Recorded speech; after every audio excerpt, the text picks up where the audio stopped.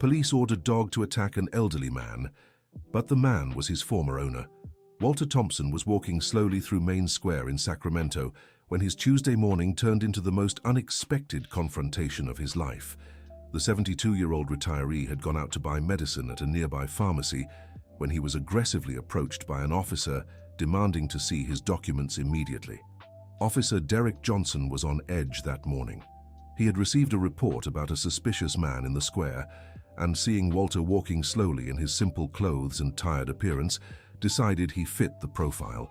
Without asking any questions, he just shouted for the elderly man to stop and show his ID. "Papers now," Derek ordered, placing his hand on his baton. Walter stopped, confused. His hands trembled slightly as he clutched the small bag of medicine he was carrying. "Son, I forgot my papers at home. I just came to buy some heart medicine," he explained calmly but with concern.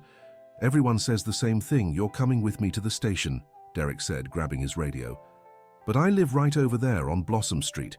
Everyone knows me," Walter insisted, pointing toward his home. The officer wouldn't listen. He was determined to prove himself that day. He signaled to his partner, Officer Wilson, who approached with Max, a 4-year-old German Shepherd who served as a patrol dog. "If he doesn't cooperate, release the dog," Derek told Wilson. Walter felt his heart race, not out of fear of the animal, but because of a strange feeling he couldn't explain. When Max came into his line of sight, something shifted in the air. "Attack!" Derek shouted, losing patience. Max ran toward the elderly man, but something extraordinary happened.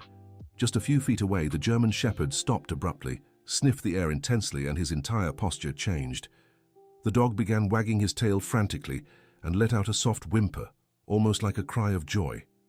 "What's going on?" Wilson muttered, tugging the leash. Max approached Walter and, instead of attacking, jumped on him with his front paws, licking his face with uncontrollable excitement. The dog whimpered and barked in a tone that wasn't aggressive, but full of pure happiness. Tears welled up in Walter's eyes. With trembling hands, he stroked the dog's head. "Max, my boy," he whispered softly. The dog responded with excited barks that echoed across the square. Some passers-by began stopping to watch the unusual scene. Wilson tried pulling Max by the leash, but the dog resisted with all his strength, clinging to the elderly man as if his life depended on it. "Max, come here! Obey!" Wilson shouted, but the dog paid no attention. Derek was stunned. In 3 years of working with Max, he had never seen the dog disobey a direct command. "What did you do to that dog?" asked a woman watching the scene. "Mrs. Campbell, do you know this man?" Wilson asked, recognizing the neighbor. "Of course I do. That's Mr. Thompson. He's lived on my street for over 20 years. The most honest man you'll ever meet," Mrs. Campbell replied, stepping closer. Dear listener, if you're enjoying the story, take a moment to like and especially subscribe to the channel. It helps us a lot as we're just starting out. Now, continuing. A small crowd began forming. Some young people pulled out their phones and started filming. Max remained glued to Walter, who couldn't stop petting the dog with tears in his eyes. "Sergeant Daniels is on his way," Wilson said into the radio. Within minutes, the patrol supervisor, Sergeant Daniels, a 50-year-old man with over 20 years of experience, arrived. "What's going on here? Why isn't that dog obeying?" asked Daniels, irritated. "Sergeant, Max doesn't want to leave this man's side," explained Wilson. Daniels looked at Walter and felt there was something familiar about his face but couldn't quite place it. "Sir, have you worked with dogs before?" the sergeant asked. Walter took a deep breath. These were painful memories he'd rather not revisit. "I did. A long time ago," he answered, his voice strained. "Where?" pressed Daniels. "At the department's kennel, from 1998 to 2018, Walter said, lowering his gaze. Sergeant Daniels felt a shock. Now he remembered perfectly. Walter Thompson had been one of the best trainers the department ever had. "My God, Walter Thompson?" Daniels said, disbelieving. "You know me?" Walter asked, surprised. "I was just a rookie when you still worked at the kennel. You trained my first patrol dogs," Daniels said, clearly emotional. The crowd listened in silence. Max remained glued to Walter, who was now openly crying. "But how did you leave the department?" Daniels asked. The question hit Walter like a stab. He closed his eyes, remembering the humiliation he'd suffered 5 years ago. "I was accused of negligence.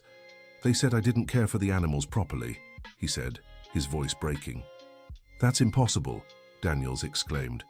"You were known for your dedication to the dogs." Mrs. Campbell stepped closer. "Sergeant, this man has never harmed anyone. After he retired, he developed heart trouble. His wife always says it was from the grief of losing the job he loved." Derek and Wilson exchanged uneasy glances. The situation had escalated beyond what they'd expected. "Was Max one of your dogs?" Daniels asked. "He was just a puppy when I started training him. I spent 2 years with him, every single day," Walter said, stroking the dog. "He was special, learned everything so quickly." Max whimpered softly, as if understanding every word. A young woman in the crowd raised her hand. "Can I ask something? If you trained this dog, why were you accused of negligence?" Walter hesitated. It was a wound that had never fully healed. "There was an accident. One of the dogs got sick during training. I was off that day, but someone claimed it was my fault, that I hadn't fed the animal properly," he explained with difficulty. "And they didn't investigate properly?" another onlooker asked. "No. My supervisor at the time, Andrew Stone, said there was enough evidence. I was removed from the kennel immediately, and 3 months later, I was forced into retirement." Daniels shook his head, clearly disturbed. "Andrew Stone. I remember him. He took your place at the kennel after you left." The revelation sparked murmurs in the crowd. People were starting to sense something wasn't right about the story. A man in his 50s approached the group. "Excuse the interruption, but I'm a reporter for the local Chronicle. May I ask a few questions?" "Michael Harris from the local paper," he introduced himself. "This story seems very interesting." Daniels visibly tensed at the press's presence. "Mr. Thompson, can you prove you trained this dog?" Michael asked. Walter fumbled with his old phone. His hands shook as he searched through the few photos he had. "I have some pictures," he murmured. On the small screen, an image appeared of Walter, much younger, crouched beside a German Shepherd puppy. It was unmistakably Max, just a few months old. The crowd leaned in to see. Some whispered in awe. "When was this photo taken?" Michael asked. 2019. "Max was 4 months old," Walter said, swiping to another photo. The next image showed Max now grown, following basic commands as Walter guided him with gentle gestures. Wilson looked at his partner Max and then at the photos. The resemblance was undeniable. "Sergeant, this explains why Max always seemed a bit gloomy during training," said Wilson. "How so?" asked Daniels. "He obeys commands, but never seems happy doing it. I always thought it was odd because other dogs show more enthusiasm." Max, as if understanding the conversation, looked at Wilson and then went back to licking Walter's face. Michael, the journalist, was quickly taking notes. "Mr. Walter, you mentioned you were accused of negligence. Could you give me more details about this Andrew Stone?" Walter took a deep breath. Talking about it still hurt. "Andrew was my assistant. I was training him so he could eventually handle some of the dogs. He always said he wanted my position at the kennel." "And what exactly happened on the day of the incident?" pressed Michael. "I was off duty, visiting my sister who had just had surgery. When I returned the next day, I found out one of the dogs, Duke, had fallen ill overnight. Andrew told our superiors that I had forgotten to give the proper medication before leaving." Daniels was listening intently. "But did you give the medication?" he asked. "Of course I did. I would never ever forget something like that. I always made a checklist before leaving. I even left written instructions for Andrew about all the care routines." "And those instructions?" asked Michael. "Andrew claimed he never received them, said I only spoke to him verbally and that he didn't fully understand." The crowd murmured in outrage. It seemed obvious Walter had been framed. "Sergeant, shouldn't this be investigated again?" asked Mrs. Campbell. Daniels was in a tough spot. He couldn't promise anything, but Walter's story was making a lot of sense. "Look, I'll report all of this to my superiors," he finally said. Just then, another officer arrived, an older man everyone recognized immediately. "Lieutenant Martinez," said Daniels, saluting. Lieutenant Martinez, a 55-year-old man with graying hair, surveyed the scene curiously. "What's going on here?" he asked. Daniels quickly explained the situation. When he mentioned Walter Thompson's name, the lieutenant froze for a few seconds. "Walter Thompson, the kennel trainer?" he asked, disbelieving. "You know him?" asked Daniels. "Of course I do. Walter trained some of the best dogs we've ever had in our unit," said Martinez, stepping forward. "Walter, how are you?" "Lieutenant Martinez," Walter said, clearly moved to be recognized by someone from the force. "But shouldn't you be retired? What's all this commotion about?" asked Martinez. Daniels summarized Walter's story. The lieutenant looked visibly troubled. "Andrew Stone," Martinez muttered. "That name brings back terrible memories." "Why?" asked Michael. "Andrew was transferred from our battalion last year after some irregularities at the kennel." The revelation brought a tense silence over the crowd. "What kind of irregularities?" Michael pressed. Martinez hesitated but decided to speak. "There were suspicions he was neglecting some animals and falsifying training reports. We never got conclusive proof, but we thought it best to transfer him." Walter felt as if a weight had been lifted from his shoulders. Finally, someone was confirming his suspicions about Andrew. "Lieutenant, is there any way to review Mr. Walter's case?" asked Daniels. "I'll see what I can do." "This story isn't adding up," said Martinez, looking at Max, who remained glued to Walter. A child watching the scene with her mother spoke up. "Officer, why can't the dog stay with Grandpa? He looks so happy." The innocent question sparked a wave of support from the crowd. "That's right," said a young woman. "I've never seen a dog so happy." "The animal clearly recognizes his true owner," remarked an elderly man. Martinez glanced at Max, then at Walter. The connection between them was undeniable. "Unfortunately, Max is police property. I can't just hand him over to someone," Martinez explained. "But couldn't you consider rehiring Walter?" suggested Michael. "Maybe as a consultant." The suggestion took everyone by surprise, including Walter. I don't know if I'm still fit for the job," Walter said hesitantly. "Nonsense," exclaimed Mrs. Campbell. "You take care of street animals better than any vet." "It's true," confirmed another neighbor who had just arrived. "Last week he saved a cat that got hit on our street." Dear listener, if you're enjoying the story, don't forget to like and subscribe to the channel. It really helps us newcomers. Now back to the story. Martinez was seriously considering the possibility. "Walter, if I could get authorization for you to work as a special consultant, would you accept?" Walter looked at Max, who stared back with bright eyes and a lolling tongue. "I need to talk to my wife first," he said hesitantly. "Of course," agreed Martinez. "I'll discuss this possibility with the chief." Michael was quickly taking notes. "Lieutenant, can I follow this story? It seems important for the community." "You may, but no sensationalism," Martinez warned.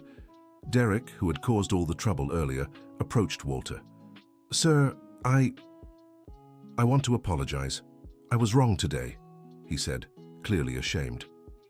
"You were just doing your job, son," Walter replied kindly. "No, I wasn't. I was being prejudiced and aggressive. You didn't deserve that." Max growled softly at Derek, still wary. "Easy, Max," Walter said, petting the dog. "He's apologizing."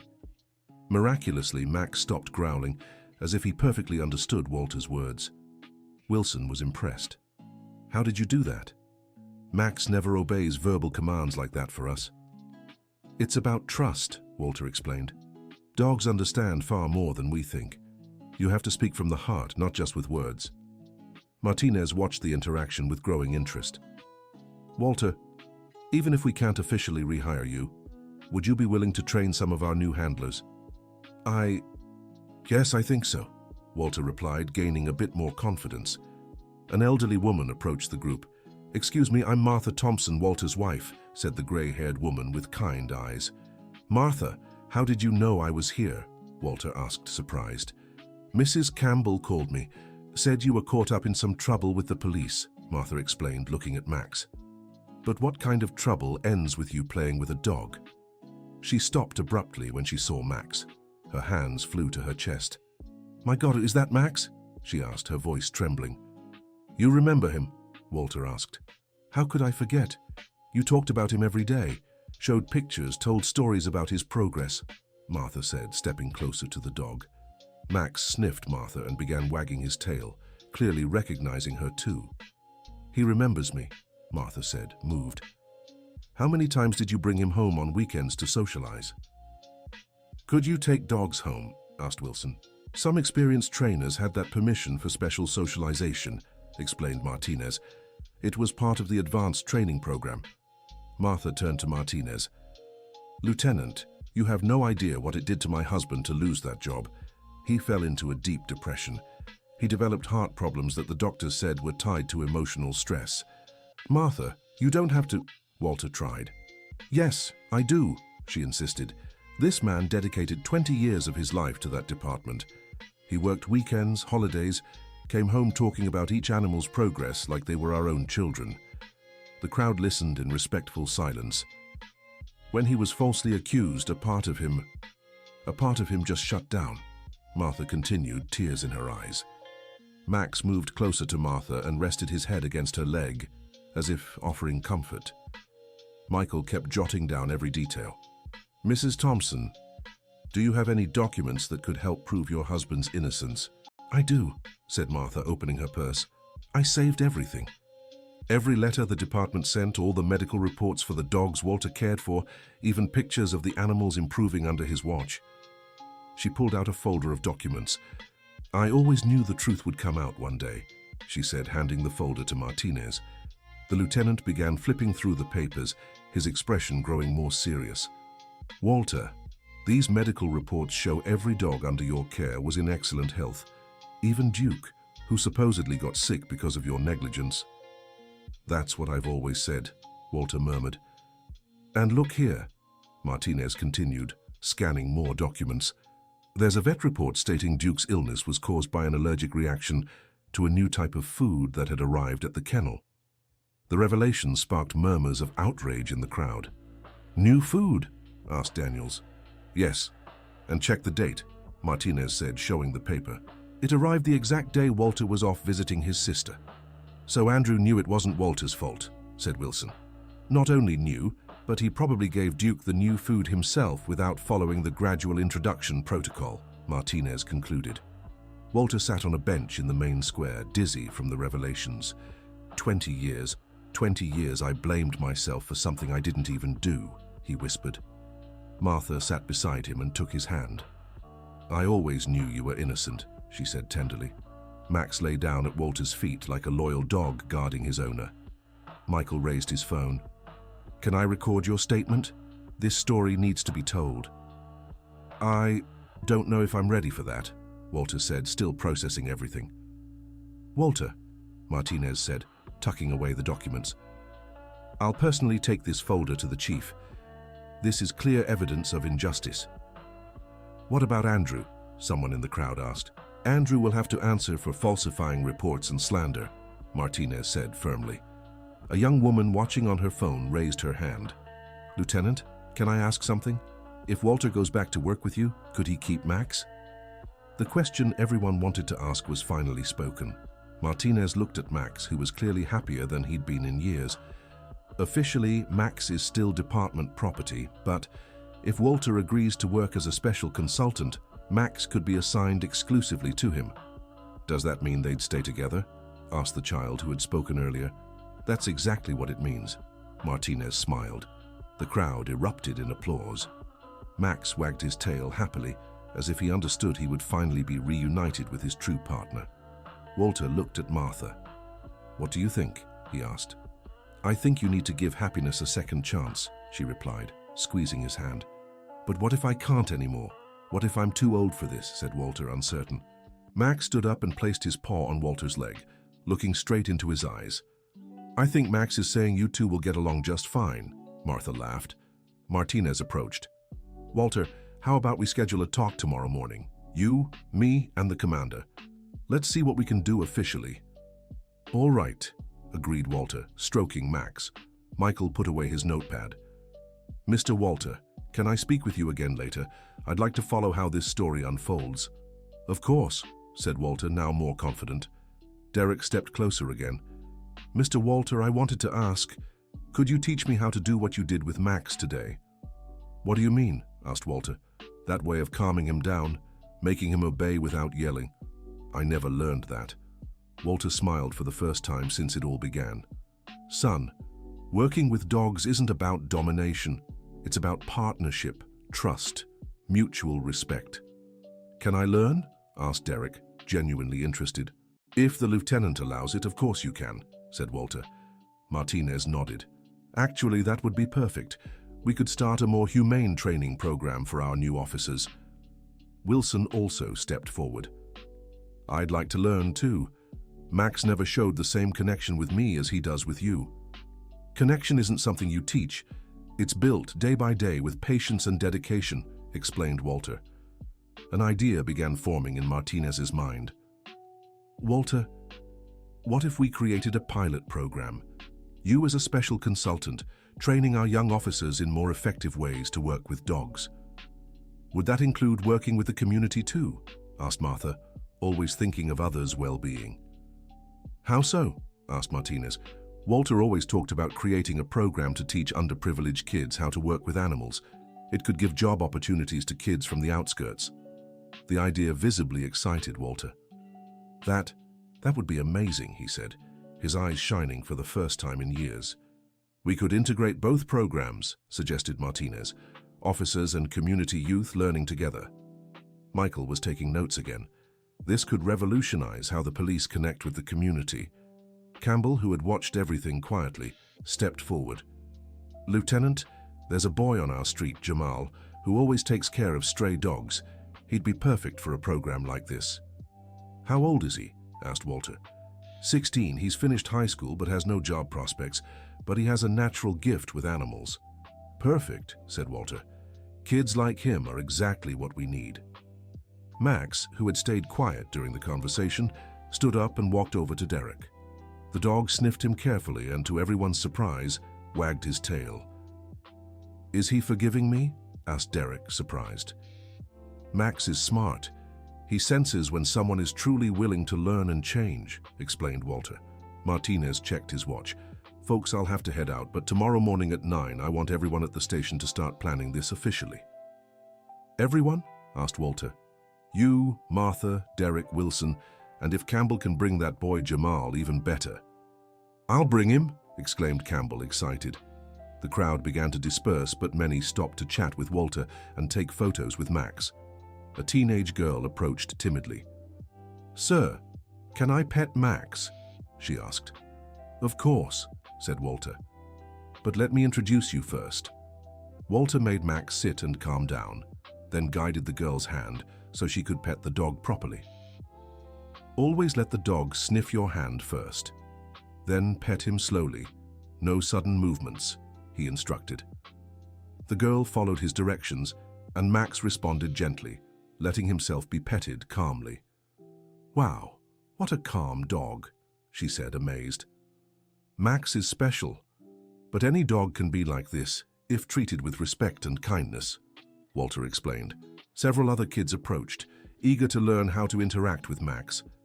Patiently, Walter taught each one. Martha watched with tears in her eyes. It had been years since she'd seen her husband so happy and purposeful.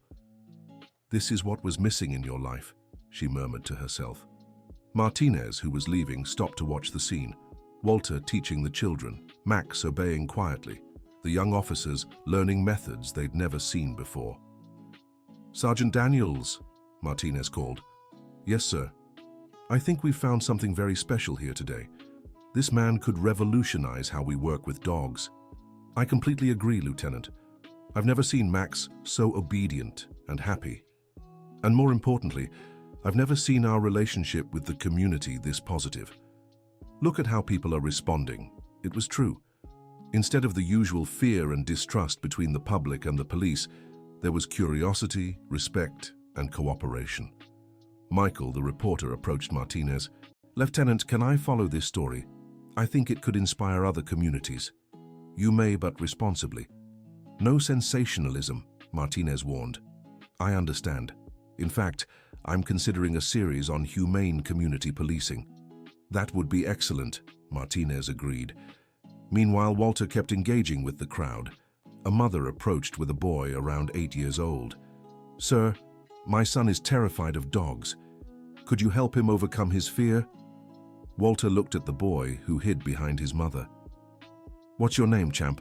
Walter asked, crouching to his level. "Tommy," the boy whispered. "Tommy, did you know dogs can sense when we're afraid?" Walter said gently. "They can?" Tommy asked, curious. "They sure can. But you know what else they sense? When someone is kind and gentle. Want to see?" Tommy nodded timidly. Walter called Max, who approached slowly and lay down, putting himself at the child's level. "See how calm he is? He knows you're a good kid," Walter said. Tommy stepped a little closer. "He won't hurt me." "Never. Max is a protector, not an attacker. He only gets upset if someone means real harm." Gradually, Tommy's fear faded, and he managed to touch Max. When the dog licked his hand softly, the boy laughed for the first time. "Mom, look, he likes me," Tommy exclaimed. The mother was moved. "Thank you, sir. Tommy's been afraid of dogs since he was a baby. I never knew how to help him." "It's all about patience and the right approach," Walter said. Derek watched with growing interest. "Mr. Thompson, what you just did, is that part of police dog training too?" "Absolutely. A police dog needs to tell the difference between a real threat and an innocent person, especially a child," Walter explained. "We were never taught that," admitted Wilson. "Because the focus is too much on attack and too little on protection and judgment," Walter said. Martha walked over to her husband. "Walter, it's getting late. Did you forget about your doctor's appointment this afternoon?" "That's right," Walter said. "Everyone, I need to go, but we'll meet at the station tomorrow morning." "Mr. Walter," called Tommy, the boy who had lost his fear of Max. "Will you teach more kids not to be afraid of dogs?" "God willing, yes," Walter smiled. "Can I bring my friends from school?" Tommy asked. "Of course," Walter replied, glancing at Martinez, who nodded. Max moved closer to Walter, clearly not wanting to part again. "Easy, boy," Walter said, petting the dog. "We'll see each other again tomorrow." Max whined softly, but obeyed when Wilson called him. "I promise to take good care of him until tomorrow," Wilson told Walter. "I know you will," Walter answered. "Max is a good judge of character. If he trusts you, it's because you deserve it." Wilson was moved by the trust. "Sir, can I ask you something? How do you get Max to obey without using harsh commands?" "Dogs respond better to respect than fear," Walter explained. "When you yell at a dog, they obey out of fear. When you speak firmly but kindly, they obey out of trust." "What's the practical difference?" Derek asked. "A dog that obeys out of fear might falter under pressure. A dog that obeys out of trust will always be your partner, even in the toughest situations." The explanation made perfect sense to the young officers. "Tomorrow, I'll explain in more detail," Walter promised. As Walter and Martha walked away, the crowd buzzed excitedly about everything they'd witnessed. "I've never seen anything like it," Mrs. Campbell told her neighbors. "That man has a special gift," another woman agreed. "And to think the police were wasting such talent," remarked an older gentleman. Michael, the reporter, stayed behind to interview people who had seen it all. "What did you think of what happened here today?" he asked Mrs. Campbell. "It was moving. Walter is a good man who suffered a terrible injustice. Seeing him recognized and getting the chance to do what he loves again, it's priceless. And the dog's reaction? Oh, that was proof of everything. Animals don't lie. Max knew he was his true owner and partner." Dear listener, if you're enjoying the story, don't forget to like and subscribe to the channel. It helps us newcomers a lot. Now, continuing, Michael interviewed several others, all with similar reactions of emotion and support for Walter. Derek and Wilson walked back to the patrol car with Max. "Wilson, did you notice how Max's behavior completely changed?" Derek commented. "I did. He's more alert, happier, like he woke up from a deep sleep." "I think we have a lot to learn from Mr. Walter," Derek said. "Absolutely. I've worked with Max for 2 years and never had the connection Walter built in 5 minutes." Max walked between them, but kept looking back in the direction Walter had gone. "Easy, Max," Wilson said. "You'll see him again tomorrow." Hearing Walter's name, Max wagged his tail, showing he understood perfectly. Meanwhile, Walter and Martha walked slowly home. "How are you feeling?" Martha asked. "Confused, emotional, hopeful." "A lot of things at once," Walter replied. "Do you really want to accept the lieutenant's offer?" "I do. I think I do. But I'm afraid I won't be able to anymore." "Nonsense," Martha said firmly. "Did you see how natural it was today? How people reacted? How Max reacted?" "You're right," Walter admitted. "It was like the last 5 years never happened. Because your calling never died. It was just asleep."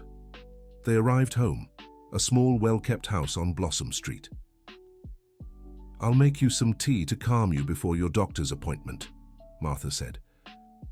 "I don't know if I'll be able to calm down," laughed Walter. "My heart is racing, but with joy." "It's been so long since I've seen you this happy," Martha smiled.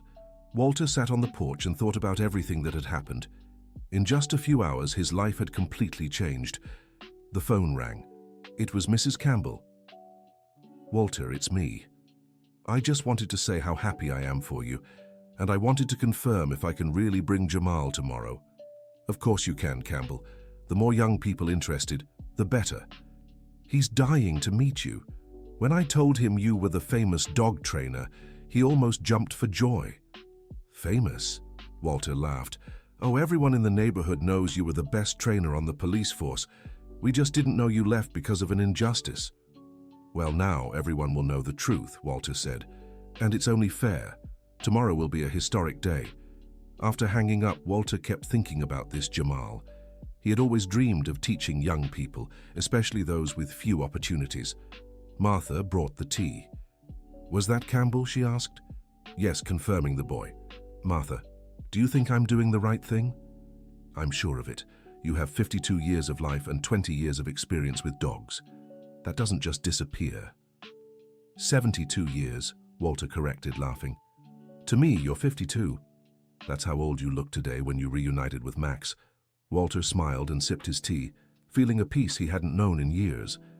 That afternoon, at the doctor's appointment, Dr. Williams was surprised by Walter's tests. "Your heart function has improved significantly since your last visit," the doctor said. "How so?" Walter asked. "Your blood pressure is more controlled. Your heart rate is steadier. Have you changed anything in your routine?" Walter and Martha exchanged glances. "Let's just say I got some good news today," Walter said, smiling. "Well, whatever it was, keep it up. Positive emotional stress works miracles for the heart." Leaving the office, Martha remarked, "See? Your body is already reacting to the possibility of doing what you love again."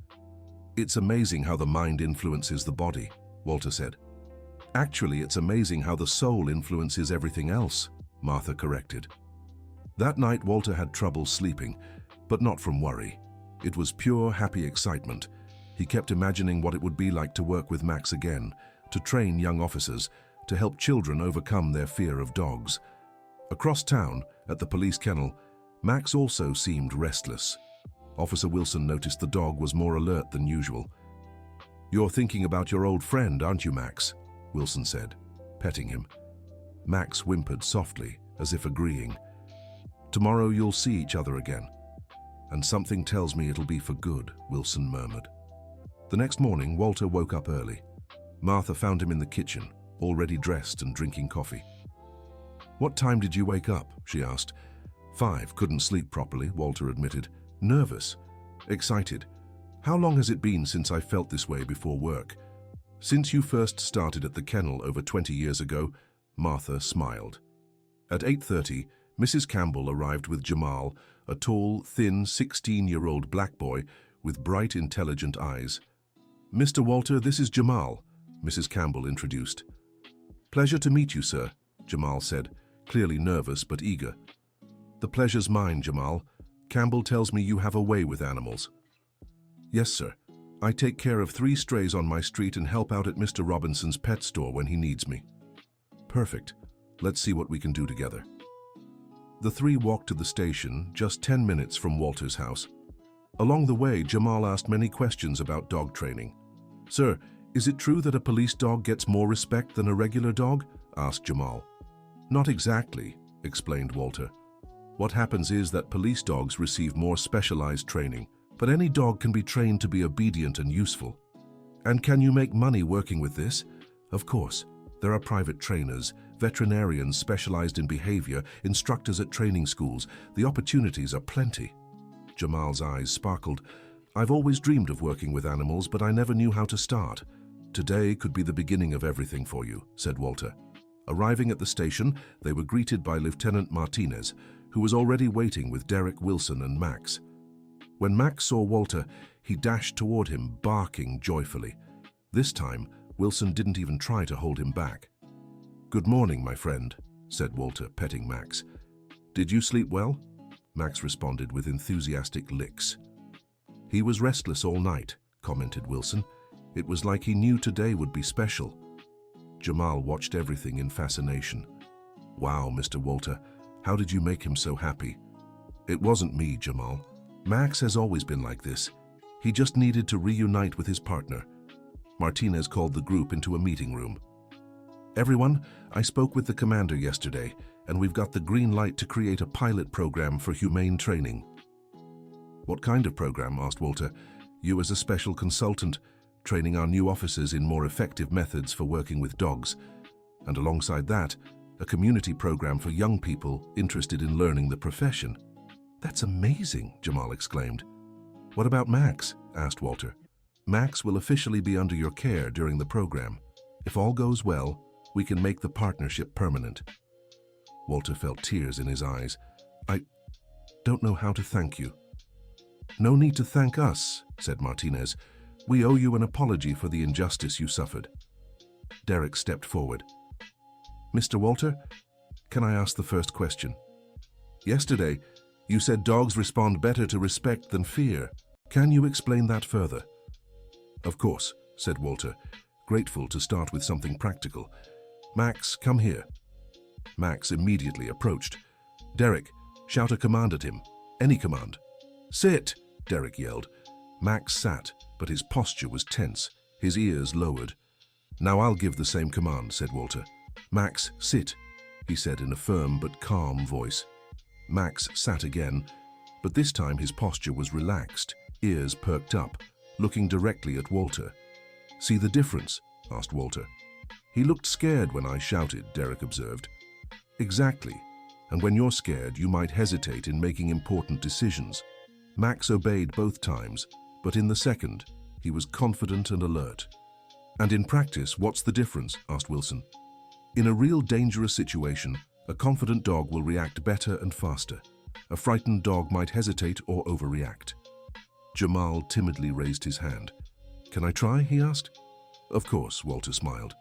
"Max, lie down," said Jamal, imitating Walter's tone. Max immediately lay down, looking at Jamal with interest. "Perfect," said Walter. "Jamal has a natural instinct." "How do you know?" Jamal asked proudly. "From your body language. You were calm, confident, but not aggressive." Max sensed that. Martinez watched with growing interest. "Walter, how long would it take to train our new recruits in this method?" "It depends on their dedication. Some people pick it up faster than others. Jamal, for example, already shows natural talent." "And to train new instructors?" Martinez pressed. "To train someone competent enough to work alone, I'd say about 6 months of intensive training." "Perfect," said Martinez. "Let's start with a small group. Derek, Wilson, plus 2 new recruits who arrived last week, and Jamal representing the social program." "When do we start?" asked Derek, excited. "How about now?" suggested Walter, feeling invigorated. Everyone agreed enthusiastically. Walter led the group to the kennel yard where other dogs were. Max followed him like a shadow. "First lesson," said Walter. "Before working with any dog, you need to understand that each animal has its own personality. Max, for example, is confident and loyal. That German Shepherd over there, Bella, is more cautious and observant." "How can you tell just by looking?" asked one of the new recruits. "Experience and observation." "Bella has been watching us for 5 minutes but keeps her distance. That indicates caution." Max came straight to me, which shows trust.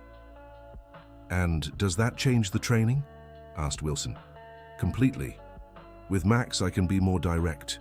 With Bella, I need to earn her trust first. Walter approached Bella's kennel slowly, avoiding direct eye contact. "Hi, Bella," he said softly, not looking directly at her.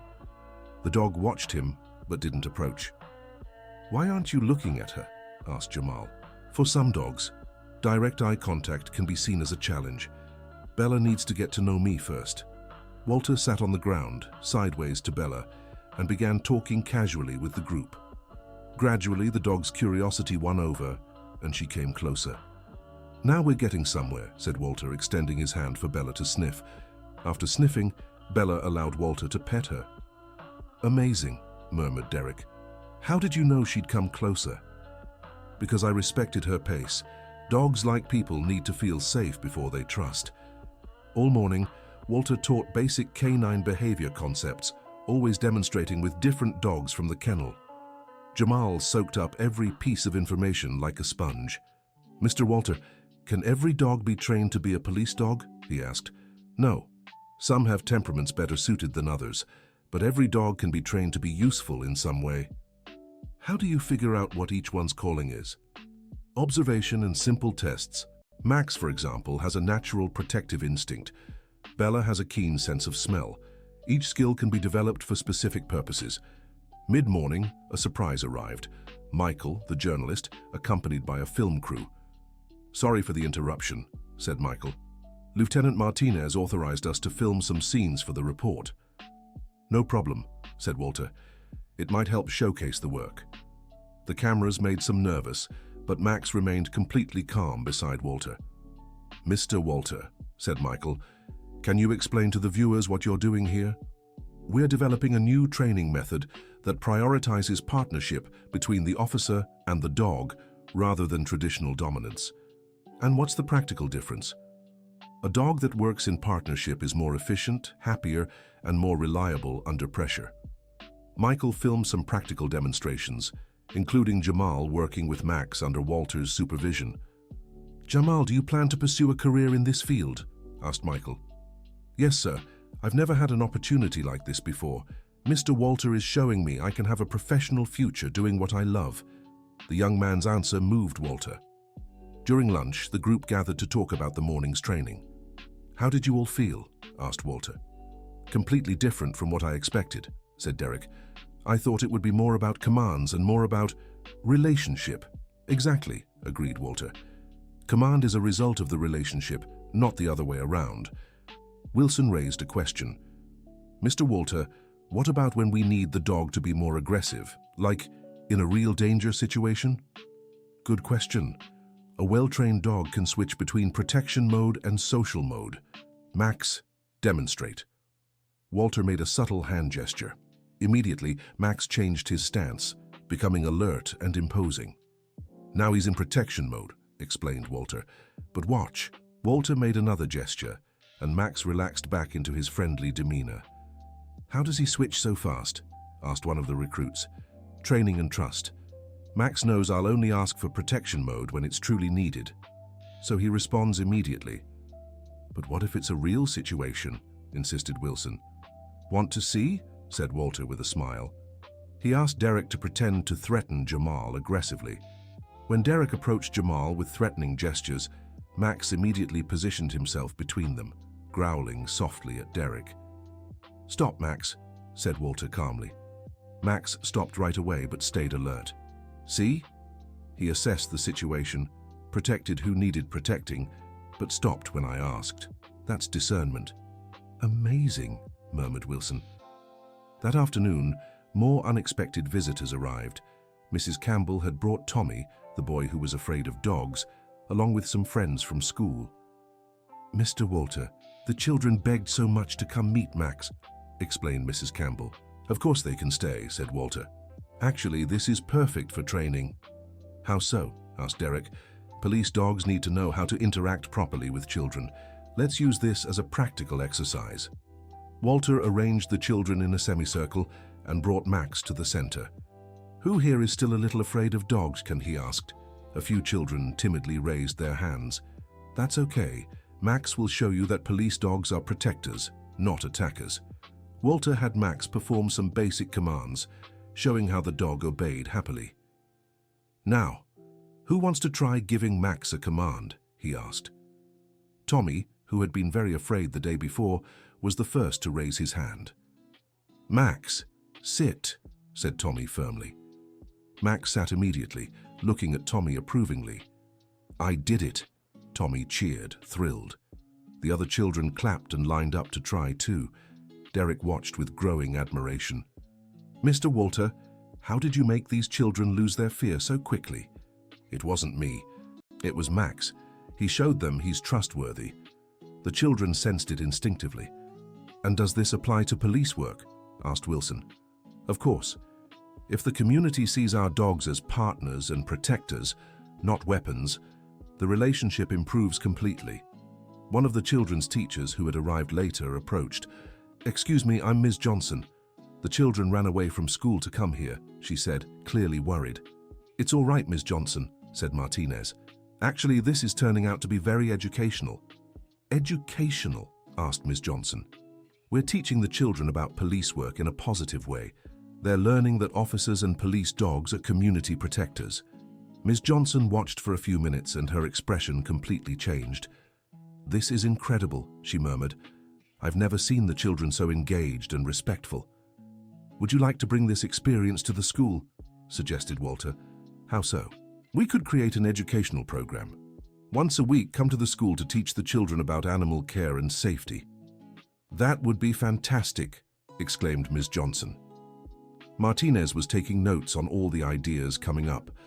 Walter, this program is growing beyond my expectations. It's because we're dealing with something fundamental, the connection between people and animals, and between the police and the community. In the late afternoon, the group gathered to evaluate the first day. Jamal, how was it for you? Asked Walter. Best day of my life, said Jamal, beaming.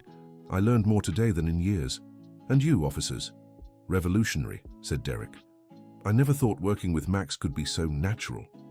Me neither, agreed Wilson. I feel like I finally understand my partner. Martinez summed it up.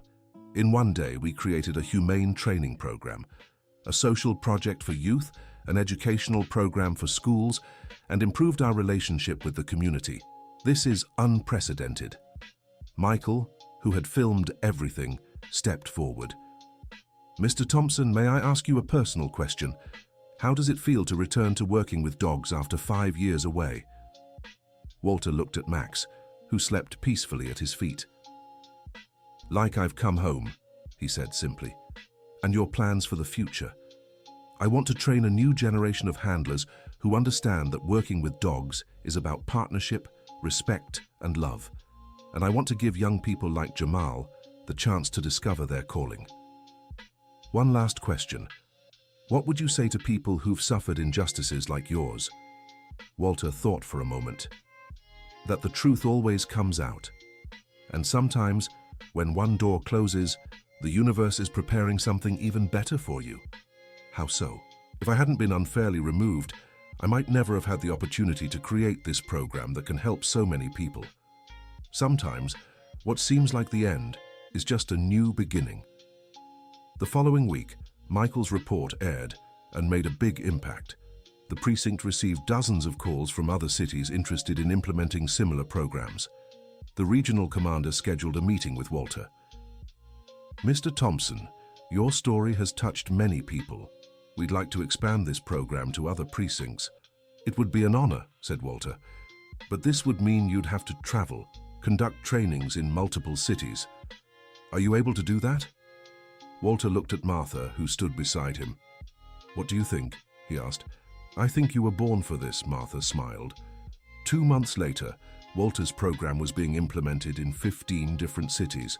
Jamal had become his official assistant and was being prepared to lead some trainings. Mr. Thompson, Jamal said one day, I'll never be able to thank you enough for what you've done for me. Jamal, you saved your own life. I just showed you the way. But without you, this program wouldn't have the soul it does, Walter interrupted. You're proof that every young person deserves a chance. Max, who now accompanied Walter on all his trips, wagged his tail as if in agreement. During one trip, they ran into Andrew Stone, the former supervisor who had framed Walter. Andrew was working as a private security guard at a mall.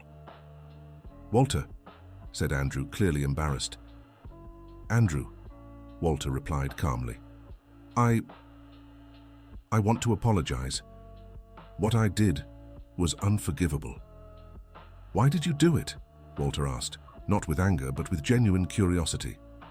"Envy, ambition. I wanted your position and thought that was the only way to get it." "Was it worth it?" Andrew lowered his eyes. "No. I lost my job, my reputation, my family, and worse, I ruined the life of a good man." "You didn't ruin my life," Walter said gently. "You changed my path. And in the end, this new path gave me more purpose than I ever imagined." "How can you forgive me?" Andrew asked, tears in his eyes. "Because holding on to anger only hurts the one who holds it. And because you gave me the chance to discover that my purpose was greater than I ever imagined." Andrew openly wept. "Is there any way I can help? Anything I can do to make up for it?" Walter thought for a moment. "Actually, yes. The program needs people for administrative work. If you're willing to work hard and prove you've changed, I can give you an opportunity." "You'd do that for me, after everything I did?" "Everyone deserves a second chance," Walter said. 6 months later, Andrew was working as the program's administrative coordinator, showing total dedication to Walter's mission. At an official ceremony, Walter was honored by the state governor. "Mr.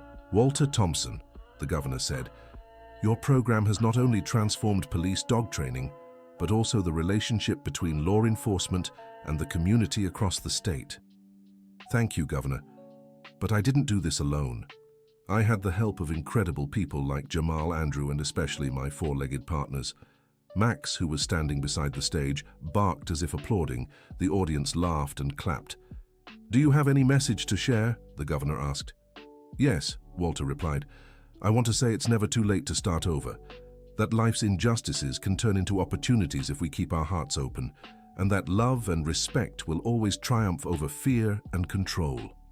Martha watched from the crowd with tears of pride in her eyes.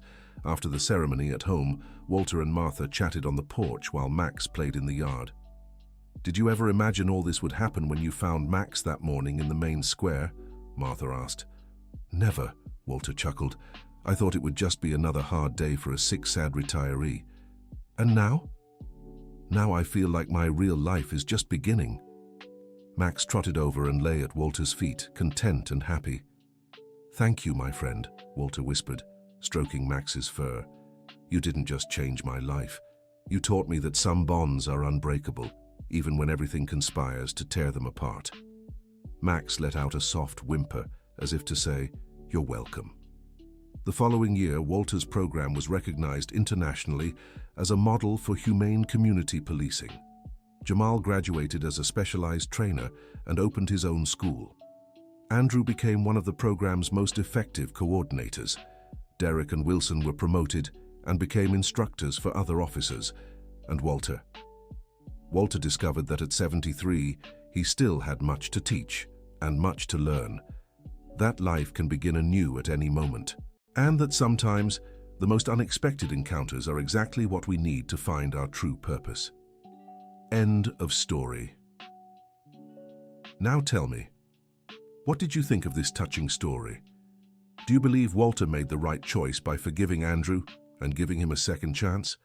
Share your thoughts in the comments. If you enjoyed this story, don't forget to like it, and more importantly, subscribe to the channel so you won't miss other heartfelt stories like this one. Thank you so much for being here.